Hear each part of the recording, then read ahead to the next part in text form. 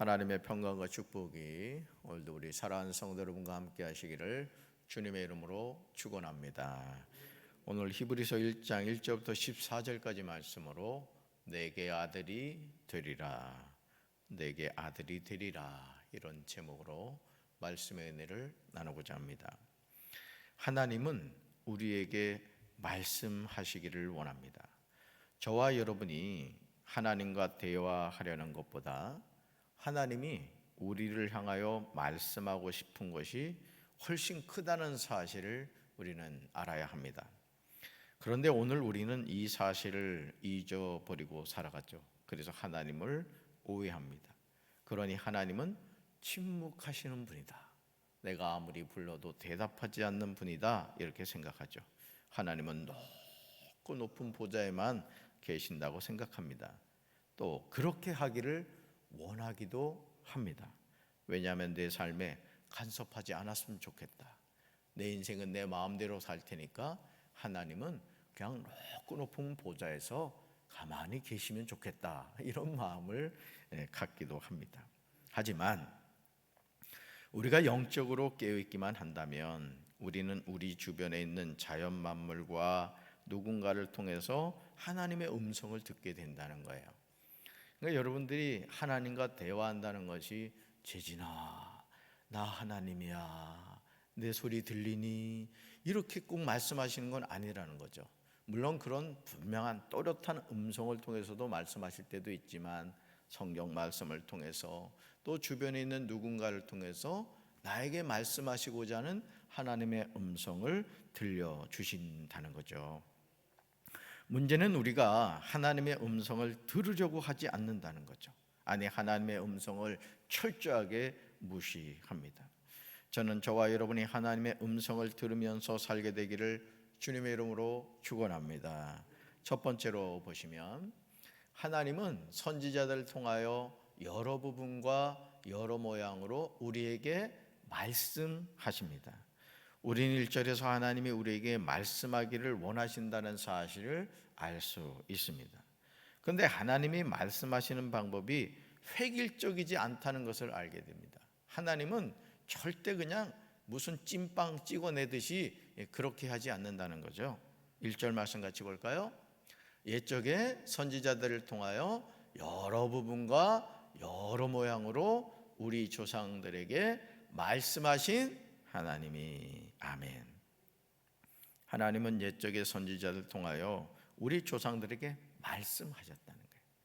그러니까 시내산에서 모세가 하나님을 대면해서 말씀하기도 하셨지만은 하나님은 여러 선지자들을 통하여 말씀하셨다.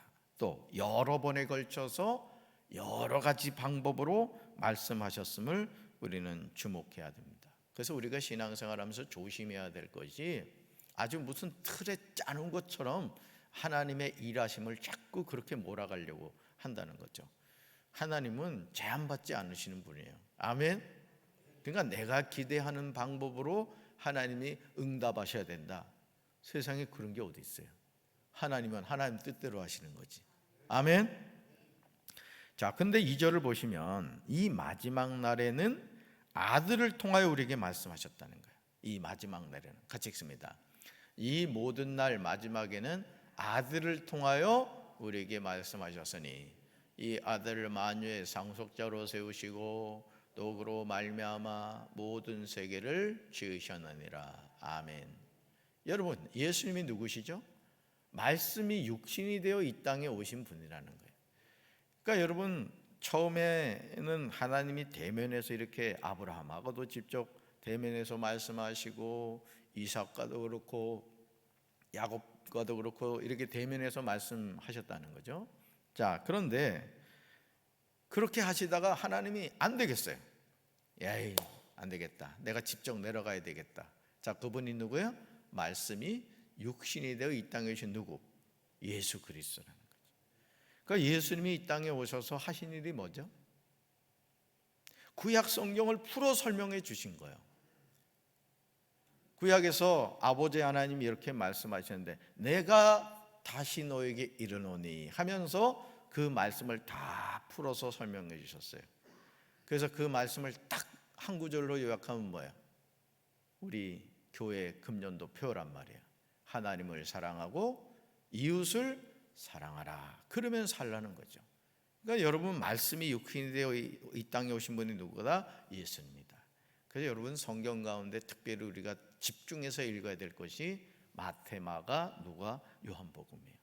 말씀이 육신이 되어 이 땅에 오신 예수님이 직접 우리에게 해주신 말씀이라는 거죠. 할렐루야. 히브리서 기자는 하나님이 아들에게 두 가지를 허락하셨다고 말합니다. 첫째, 아들을 만물의 상속자로 세우셨다. 둘째, 아들을 통하여 온 세상을 지으셨다는 거죠. 자, 이건 뭘 말하죠? 천지 창조는 성부, 성자, 성령 하나님이 동역하셨다는 걸 알 수 있어요. 할렐루야. 이걸 신학적인 용어로 삼위일체 하나님이다 이렇게 말하죠. 우리는 히브리서 기자가 말하고 있는 아들에 대한 두 가지 역할에 대해서 놀라지 않을 수 없습니다. 먼저 하나님이 아들을 만물의 상속자로 세우셨다. 다음으로 온 세상을 창조하는 일에 아들이 동참했다는 거죠. 즉 아들이 누구다? 하나님이다. 이게 따라서 아들이 하나님이다. 아멘. 3절에 이 사실이 나오죠. 3절 같이 읽습니다. 이는 하나님의 영광의 광채시요 그 본체의 형상이시라. 그의 능력의 말씀으로 만물을 붙드시며 죄를 정결하게 하는 일을 하시고 높은 곳에 계신 지극히 크신 이의 우편에 앉으셨느니라. 아멘. 자, 예수님이 누구냐? 예수님이 누구신지 쓰시오 하면 이걸 써야 된다는 거예요. 하나님의 영광의 광채가 되시고 그 본체의 형상이 되시고 그의 능력의 말씀으로 만물을 붙드시고 죄를 정결하게 하는 일을 하시고 높은 곳에 계신 지극히 크신 이의 어디 앉아 계신다? 우편에 앉아 계신다. 그 우리가 여러분 사도신경에서 우편에 앉아 계시다고 맨날 고백을 하잖아요. 그렇죠? 히브리서는 유대인 기독교인들, 특히 히브리인들에게 보낸 편지입니다. 그래서 여러분이 이렇게 그 성경 보면은 저자가 누구고 수신 대상이 누구고 이런 설명이 나와 있는데 이 히브리서 기자는 유대인 기독교인들에 대한 이렇게 수신인들이라는 거죠. 즉 예수 그리스도가 누구신가에 대해서 소개하고 있어요. 예수 그리스도가 누구신가? 그렇다면 예수 그리스도는 누구시죠? 제가 좀 전에 말씀드렸지만 하나님의 영광의 광채가 되신다. 둘째, 하나님의 본체 형상이 되신다. 셋째, 하나님의 능력으로 말씀으로 만물을 붙드신다. 넷째, 죄를 정결하게 하는 일을 하신다. 할렐루야. 그러니까 여러분, 우리 예수님은 죄를 해결하는 전문가가 되세요. 이 세상에서 죄인의 죄 문제를 해결하는 분은 예수님밖에 없는 줄로 믿습니다. 죄인은 천국 못 갑니다. 죄의 용서함을 받고 구원을 받아야 천국을 가는 거예요. 그래서 우편강도가 여러분 참 이 세상에서 기적적으로 구원받은 사람 가운데 하나가 우편강도거든요. 평생을 악한 일을 하다가 같이 십자가에 못 박혀 그러니까 죽을 때도 참 누구하고 죽느냐가 중요한 거예요. 그 죽기 전에 신앙 고백을 합니다.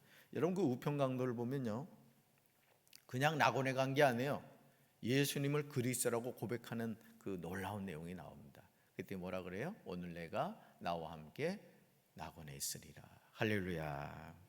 다섯째, 높은 곳에 계신 지극히 크신 하나님의 우편에 앉으셨습니다. 오늘 저와 여러분이 일상의 삶에서 예수 그리스도를 바로 알고 살아야 돼요. 그러니까 결국 우리가 신앙생활을 한다는 건 뭐냐? 하나님을 힘써하는 거예요. 예수님 그분을 힘써하는 거예요. 그리고 보혜사 성령님 그분이 누구신가 알고 그분과 동행하며 살아야 될 줄로 믿습니다. 왜냐하면 이 모든 날 마지막에 아들을 통하여 우리에게 말씀하시기 때문이에요. 지금도 하나님은 우리에게 말씀하고 계신 줄로 믿습니다.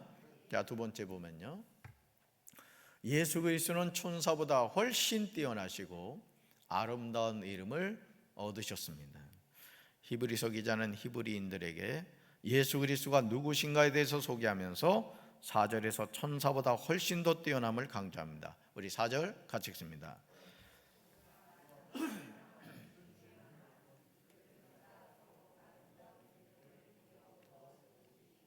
아멘. 그가 천사보다 훨씬 뛰어나면, 이게 중요해요. 훨씬 뛰어나면 그들보다 더욱 아름다운 이름을 기업으로 얻으심이니. 히브리서 기자가 제시하는 예수 그리스도가 천사보다 훨씬 뛰어난 이유는 천사들보다 더욱 아름다운 이름을 기업으로 얻으셨기 때문입니다. 그러면서 5절 6절에서 분명하게 제시하고 있죠. 먼저 5절에서 시편 2편 7절과 사무엘하 7장 14절을 인용하고 있습니다. 우리 5절 읽습니다. 하나님께서 어느 때 천사 중에 누구에게 너는 내 아들이라 오늘 내가 너를 낳았다 하셨으며 또다시 나는 그에게 아버지가 되고 그는 내게 아들이 되리라 하셨느냐. 아멘. 예수 그리스도가 천사들보다 훨씬 뛰어나고 더욱 아름다운 이름을 기업으로 얻은 것은 너는 내 아들이라 오늘 내가 너를 낳았다라는 것과 나는 그에게 아버지가 되고 그는 내게 아들이 되리라는 내용입니다. 즉 예수 그리스도는 누구 아들이다? 하나님의 아들이라는 거죠. 히브리서 기자는 6절에서도 같은 맥락으로 말하고 있습니다. 6절 같이 읽습니다. 또 그가 맏아들을 이끌어 세상에 다시 들어오게 하실 때에 하나님은 모든 천사들을 그에게 경배할지어다 말씀하시며. 아멘. 하나님이 맏아들을 세상으로 보내시며 하나님의 모든 천사가 그를 경배해야 한다고 말씀하신 것입니다. 그러면서 7절에서 천사들의 역할이 무엇인가를 분명하게 규정하고 있어요. 천사들의 역할이 뭐냐? 7절 같이 읽습니다.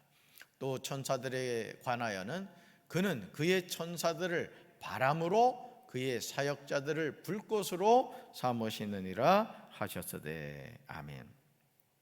하나님은 천사들을 바람과 같이 빠른 사자, 불꽃 같은 능력을 가진 종들이라고 말씀하셨습니다. 근데 아들에 관하여는 다르다는 거죠.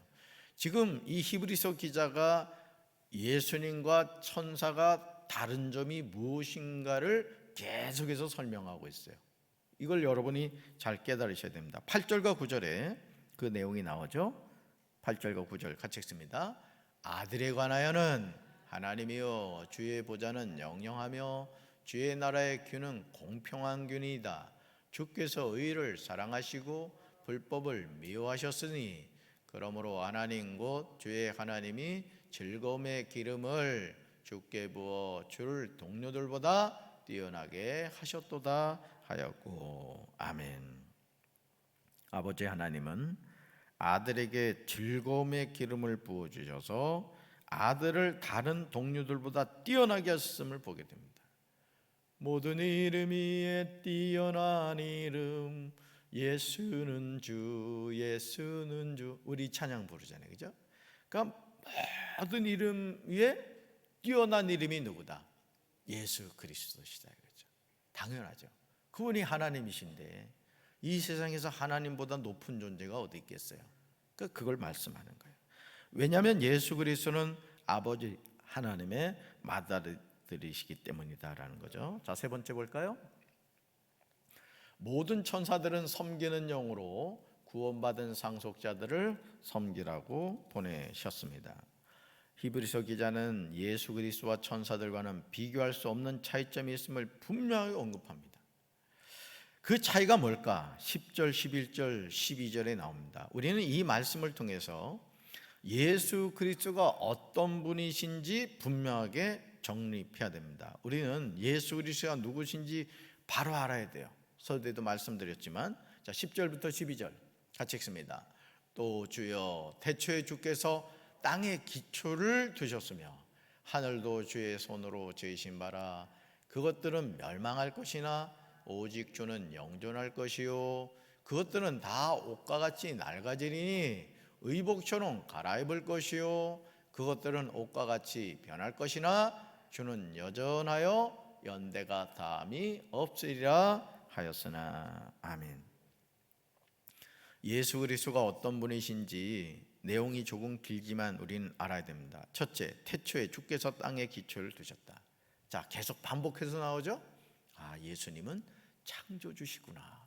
아버지 하나님과 함께 하늘과 땅의 모든 것을 지으셨구나. 이걸 알 수 있죠. 둘째, 하늘도 주의 손으로 지으셨다는 거예요.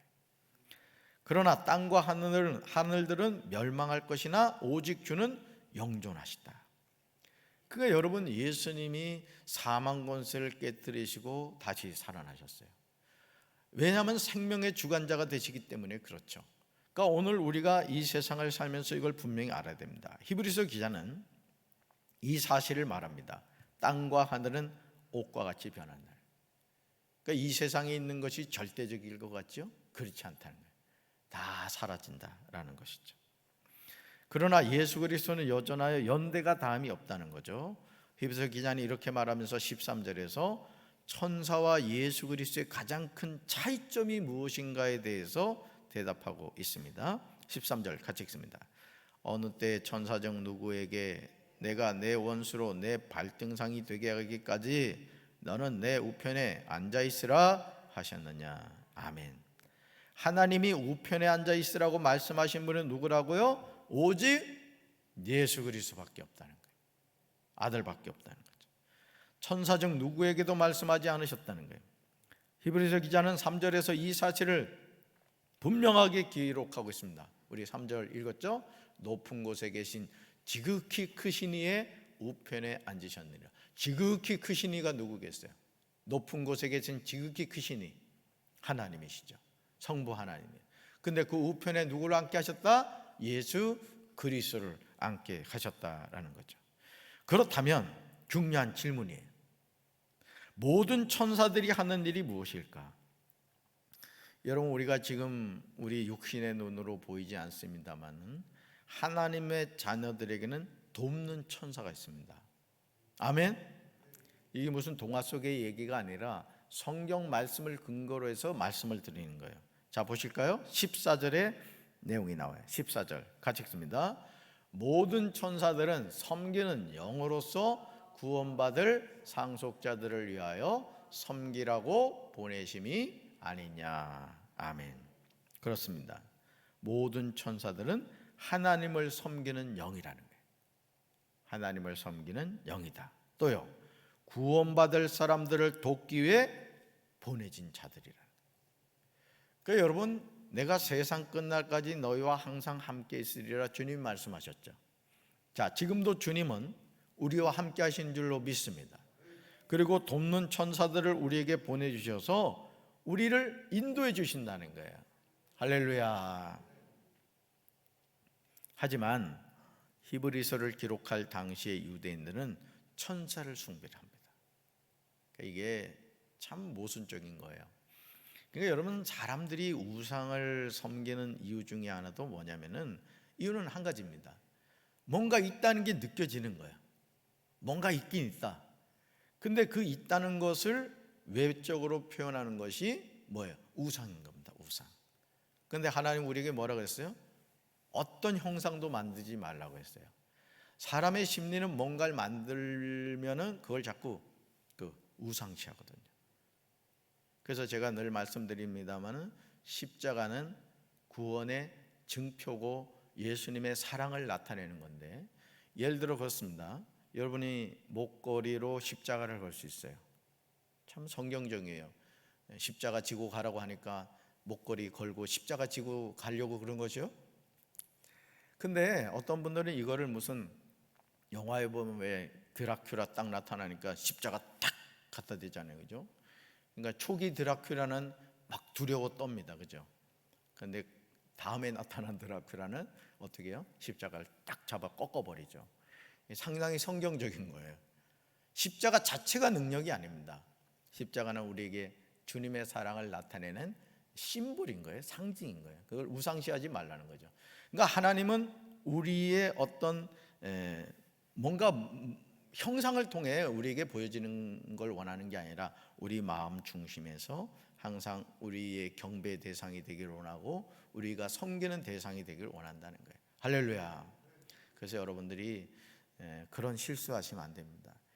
그리고 제가 뭐 여기 와서도 제가 들었던 말 가운데 하나가 이 십자가를 뭐 하는 거에 있어서 뭐 투표를 해가지고 한 적이 있었다 그러는데, 그건 아주 우상적인 거예요.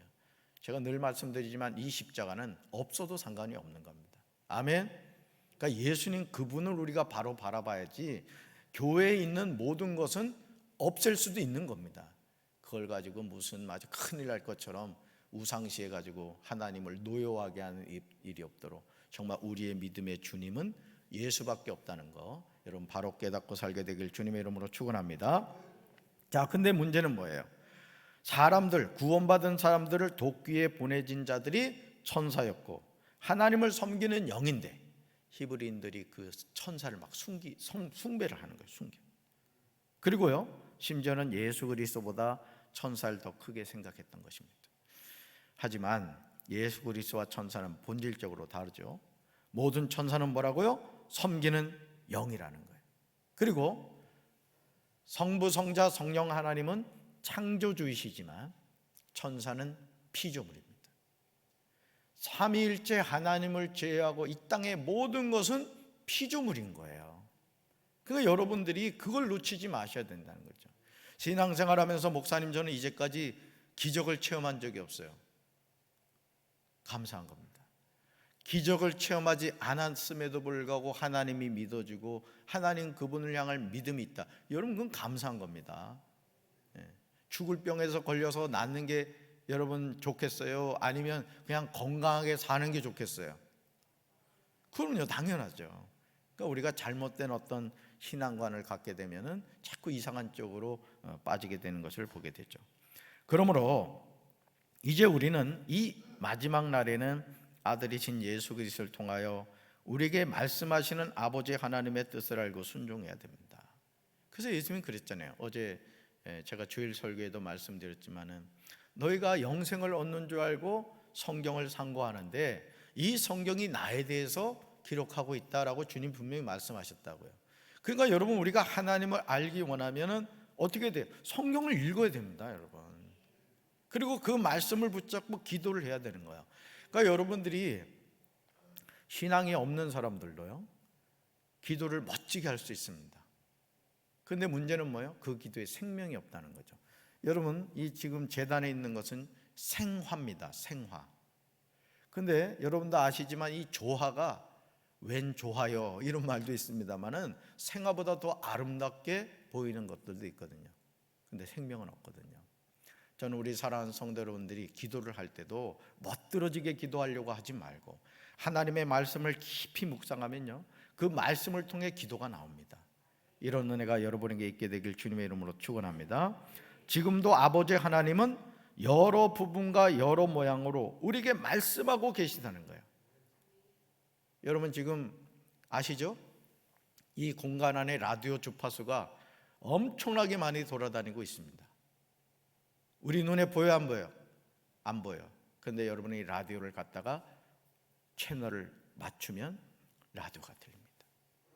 뭐라고요? 하나님은 지금도 수없이 많은 채널을 통해 우리에게 뭐하고 계시다? 말씀하고 계시다. 따릅시다. 하나님은 지금도 나에게 말씀하고 계시다.